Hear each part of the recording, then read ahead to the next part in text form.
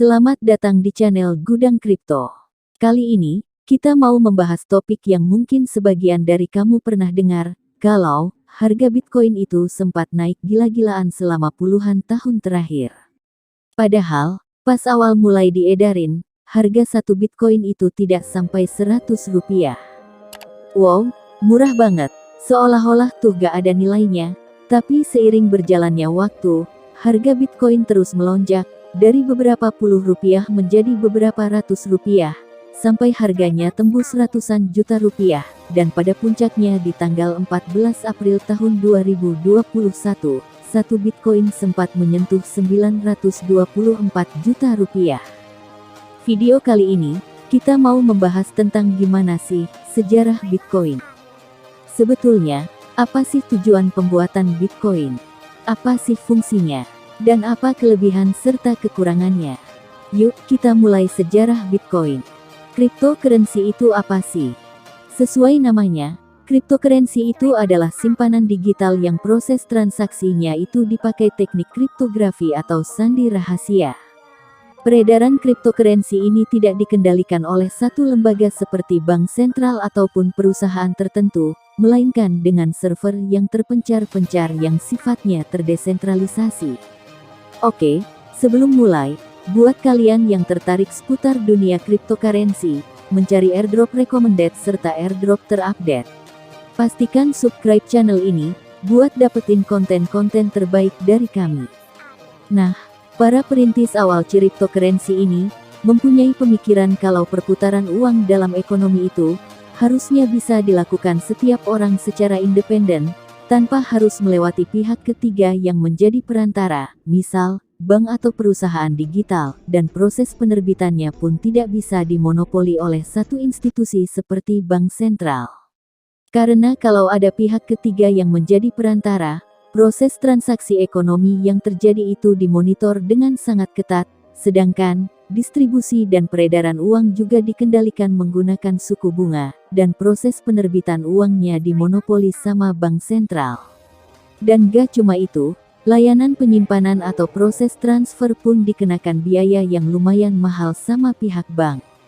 Nah, cryptocurrency ini hadir dan menawarkan solusi, supaya setiap orang bisa melakukan proses transaksi ekonomi secara independen, menggunakan sistem yang tidak bisa dikendalikan oleh siapapun, tapi mempunyai jaringan yang bisa mendokumentasikan setiap transaksi secara otomatis, tanpa harus ada institusi yang mengelola. Menarik sekali ya idenya. Sebetulnya gagasan awal cryptocurrency ini sudah ada sejak tahun 1998. Tapi, saat ini secara teknis, sistem ini belum diimplementasikan, karena kalau tidak ada yang mencatat setiap transaksi, setiap orang jadi bisa menduplikasi uang digital sebanyak mungkin. Nah, masalah itu akhirnya diselesaikan di tahun 2000, sama orang misterius dan memakai nama samaran Satoshi Nakamoto, menggunakan teknologi blockchain. Di bulan Januari tahun 2009, konsep cryptocurrency dengan teknologi blockchain ini diluncurkan untuk pertama kalinya, dan dikasih nama Bitcoin. Jadi, Bitcoin ini adalah cryptocurrency yang sukses dibikin.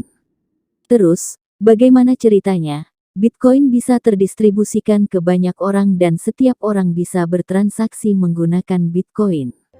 Pertama, Bitcoin itu harus punya jaringan, tapi jaringan itu tidak boleh terpusat di satu server dan tidak boleh dikelola sama perusahaan, serta tidak boleh ada yang mengendalikan.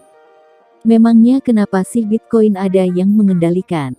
Karena, kalau Bitcoin itu bisa dikendalikan oleh suatu pihak, ujung-ujungnya, sama saja, seperti mata uang digital saat ini, yang dikendalikan, sama bank sentral ataupun oleh server perusahaan tertentu. Terus, bagaimana caranya? Caranya, adalah dengan membuat banyak komputer rumahan di seluruh dunia, menjadi server yang terpencar-pencar, dan berfungsi untuk penyimpanan, merekam, dan mengkonfirmasi seluruh data transaksi Bitcoin.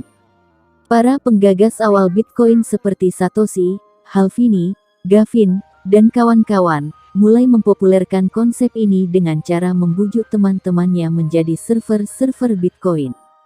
Terus gimana caranya supaya sebuah komputer bisa jadi server Bitcoin? Nah, komputer itu ditugaskan buat menyelesaikan sandi matematika tersebut. Komputer tersebut bakalan mendapat hadiah berupa Bitcoin. Selain itu, komputer tersebut juga bakal berfungsi sebagai server di antara banyak jaringan server lainnya yang bertugas untuk merekam dan mengkonfirmasi proses transfer Bitcoin di seluruh dunia. Itulah sebabnya, kenapa jaringan ini dinamakan sistem blockchain, sedangkan orang-orang yang mengoperasikan komputer itu sering disebut sebagai miners, atau penambang Bitcoin. Dengan adanya jaringan server yang terpencar-pencar atau blockchain, transaksi Bitcoin itu bisa dilakukan secara independen, tanpa harus melalui perantara bank, atau perusahaan tertentu. Inilah, nilai jual fungsional dari Bitcoin itu sendiri. Misal, kamu akan mentransfer uang lewat bank atau institusi keuangan tertentu dan membayar biaya layanan. Proses transaksi ini memerlukan proses beberapa jam, bahkan bisa berhari-hari kerja, belum lagi diperlukan kehadiran institusi keuangan, dari pihak-pihak pengirim, maupun dari pihak penerima di lokasi geografis masing-masing.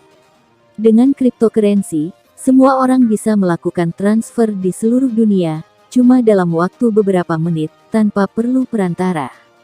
Karena yang melakukan verifikasi transfer adalah jaringan blockchain yang terpencar-pencar di seluruh dunia. Penggunaan Bitcoin yang terus naik, semenjak Maret tahun 2010, ketika itu bitcoinmarket.com mulai beroperasi sebagai Bitcoin exchange pertama di dunia.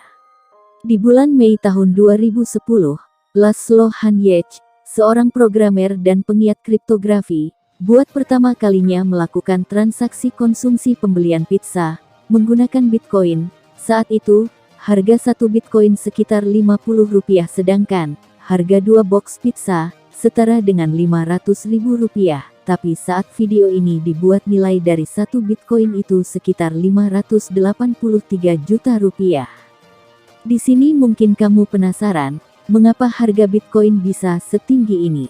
Sesuai hukum ekonomi, kenaikan harga sebuah entitas selalu disebabkan sama dua hal. Yang pertama, banyaknya permintaan terhadap entitas tersebut. Kedua, keterbatasan atau kelangkaan dari entitas tersebut.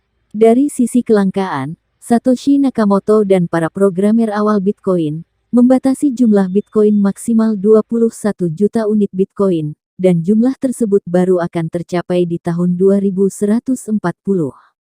Jadi bisa dibilang, jumlah Bitcoin itu terbatas, dan tidak ada seorang pun yang bisa memproduksi lebih dari jumlah tersebut. Dari segi permintaan, penggunaan Bitcoin mulai sebagai mata uang dan komoditas yang mulai diperjualbelikan di bursa cryptocurrency, dengan volume transaksi yang terus naik dari tahun ke tahun. Kamu juga perlu tahu nih, salah satu kelemahan Bitcoin itu adalah nilainya yang sangat agresif. Yang kita dengar dari para investor dan penambang Bitcoin, serta tidak jarang juga mendengar berita buruk dari banyak orang yang mengalami kerugian parah. Pertanyaannya, bagaimana masa depan Bitcoin, Ethereum, Bitcoin Cash, dan koin-koin baru lainnya? Kita tidak akan pernah tahu apa yang terjadi di masa depan, tetapi di video-video berikutnya, kita akan bahas peluang dari koin-koin baru yang akan rilis, dengan cara mendapatkannya lewat program airdrops dan bounty. Oke, segitu saja pembahasan kali ini. Buat kalian yang tertarik untuk berburu koin-koin kripto terbaru dan gratis, kamu bisa subscribe untuk mendapatkan info seputar airdrops terbaik dari channel ini. Sampai ketemu lagi di video selanjutnya.